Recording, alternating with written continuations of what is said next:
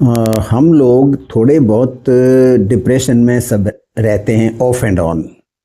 लेकिन एक स्थिति होती है जिसको बाइपोलर डिसऑर्डर कहते हैं। बाइपोलर डिसऑर्डर में इंसान जो है वो स्विंग करता है, कभी तो वो बिल्कुल उत्तेजित हो जाता है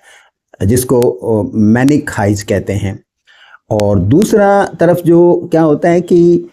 वो बिल्कुल डिप्रेशन में चल जाता है, अवसादग्रस्त हो जाता है, चीज़ों में डिसइंटरेस्टेड हो जाता है।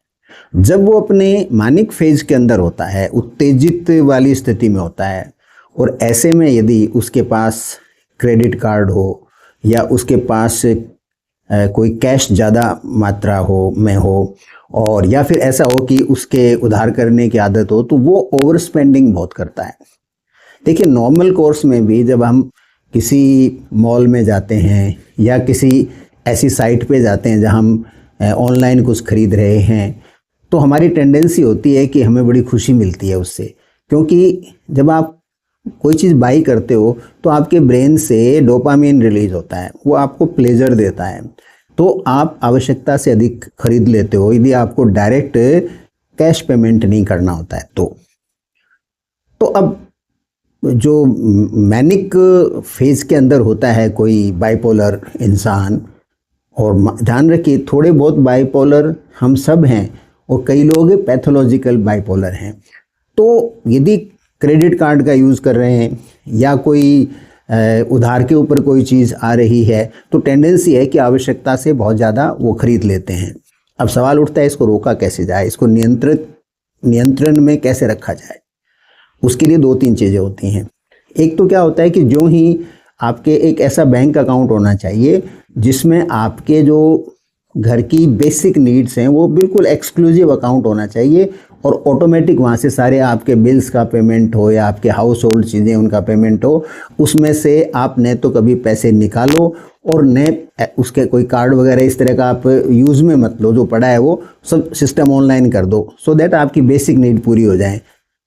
याद रखिए, ये मैं उन लोगों के लिए कह रहा हूँ जिनके बाइपोलर डिसऑर्डर सिग्निफिकेंट है। और दूसरा क्या है कि बाइपोलर लोगों को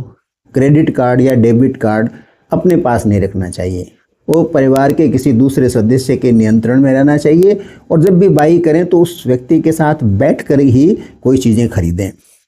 तीसरा, कोई ऐसा आपका फ्रेंड हो, ट्रस्टेड फ्रेंड हो, फैमिली मेम्बर हो, कोई आपका कुलीग हो, तो आप बाज़ार वगैरह जाओ तो अकेले नहीं जाओ, उनको साथ लेके जाओ, तो वो थोड़ा, और उसको थोड़ा बताओ भी कि मेरी की टेंडेंसी है, या वो जानता हो कि आपको ओवर स्पेंडिंग की टेंडेंसी है, आपका थोड़ा सा बाइपोलर का इशू है आपके साथ, तो ऐसा सिंपैथेटिक पर्सन यदि आपके साथ जाएगा तो वो आपको ओवर स्पेंडिंग करने से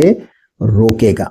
और यदि इन सब के बावजूद भी चीज़ें नियंत्रण में नहीं आ रही हैं, तो निश्चित तौर पे आपको किसी साइकेट्रिस्ट को कंसल्ट करना चाहिए। इसमें कोई हेजिटेशन की बात नहीं होनी चाहिए, क्योंकि अदरवाइज़ तो आप क्या है कि कर्जे के अंदर फंस सकते हैं, या आप इतना ओवर स्पेंडिंग करेंगे कि आपका मंथली एक्सपेंडिचर, जो हाउस होल्ड एक्सपेंडिचर है, वो प्रभावित होने लग जाएगा, और उसकी वजह से आपका घर है वो सामानों से भर जाएगा, और बहुत सारा सामान ऐसा होगा जो आप कोई उपयोग में भी नहीं ले रहे हो, और आपका अनाप शनाप उसके अंदर पैसा भी फंस जाएगा। तो इसका आप बिल्कुल सोचने वाली बात है, क्योंकि इसमें बहुत केसेस सामने आ रहे हैं। ओवर स्पेंडिंग अनकॉमन नहीं है, बहुत कॉमन है, और लॉन्ग टर्म के अंदर ये परिवार की फाइनेंशियल और पर्सनल हेल्थ के लिए अच्छी नहीं है।